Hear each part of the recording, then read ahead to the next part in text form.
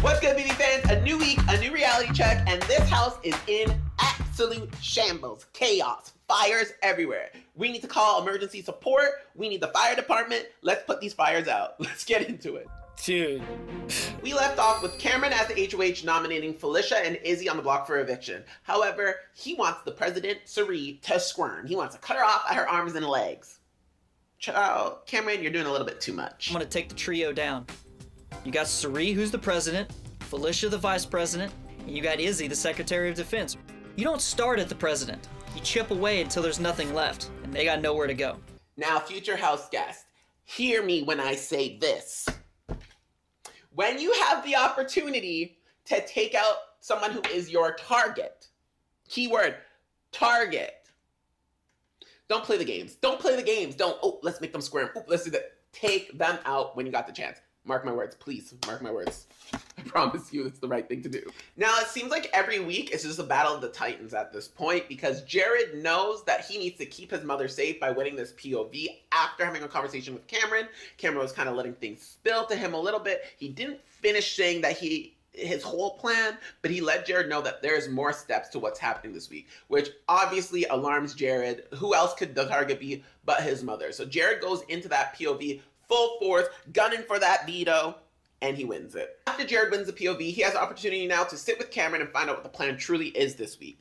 And when doing so, Cameron lets him know that the target this week is Izzy, but he wants Felicia down and Cirie up against Izzy. Now that's a little surprising to me because Cameron sees Cirie as the president. So as much as Izzy is a great player, Cameron's target this week should be the person he sees as the head. They're the ones that can hold everybody together, and the rest of the team will scramble if he can get out of the head. So I think that that's actually a bad read on Cameron. Oh yeah? You agree?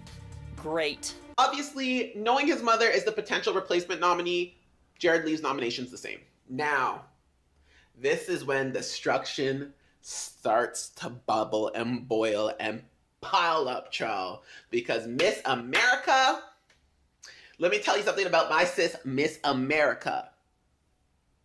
She's here to play. She's here to play. Just want you to know that you cannot trust Cirie and Izzy as much as you think you can. Now that nominations are locked in, America goes on her world tour to make sure that Izzy's the one to be evicted this week. But I guess Cam saw the light and they're up and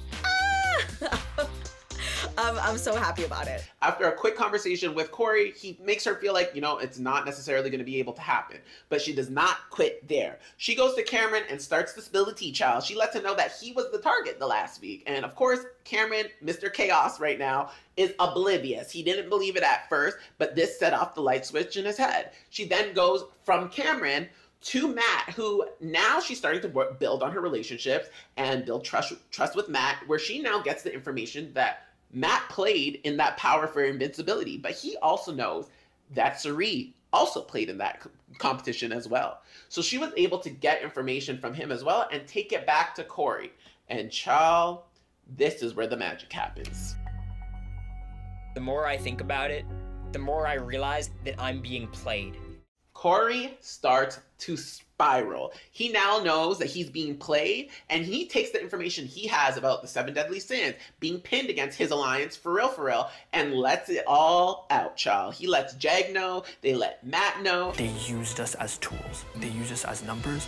They knew that we were loyal. They used that against us. And they come to the conclusion that in the middle of all of this is Mr. Jared Fields. Now we're gonna give Cirie her credit because she continues to have great reads of this house, and she feels that Izzy is in trouble. After a quick conversation with Jared, she sends him to go find out what's going on.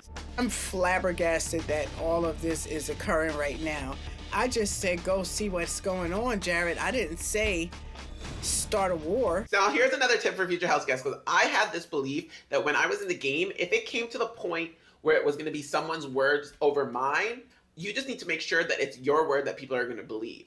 The problem is, Jared pulled so many people into the room that he could have maybe got away with his lies if he was doing it individually. But child, you cannot be lying to all these people about different things, and then you personally bring them all into the room so that you can air everything out. Because if you're gonna try to come across as the authentic person in a space like that, you ain't gonna win. You ain't gonna win that battle. And that's exactly what happens. They blow it up, and Corey, I gotta give it to him, did not back down and called Jared out on everything.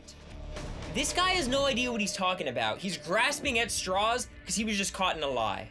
We can't go on without naming our player of the week, and that goes to no one other than America. She's the one who set this whole plan in motion that blew up the house. This is my love language. Flipping the house.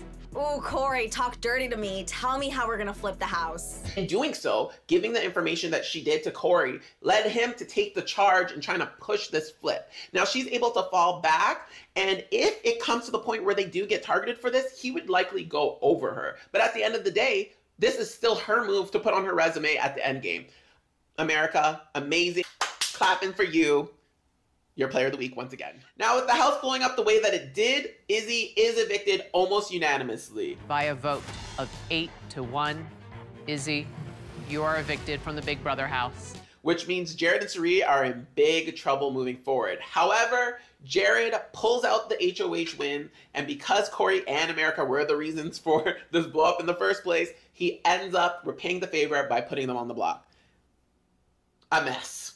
Friends, as always, hit me up in my socials and let me know. Do you agree with my player pick this week? Also, how do you think Jared could use this power to fix the mess he made for him and Cirie? With a double eviction looming, I don't feel like this ride is over yet. We'll discuss what happens with the POV and the double eviction and more next time on The Reality Check.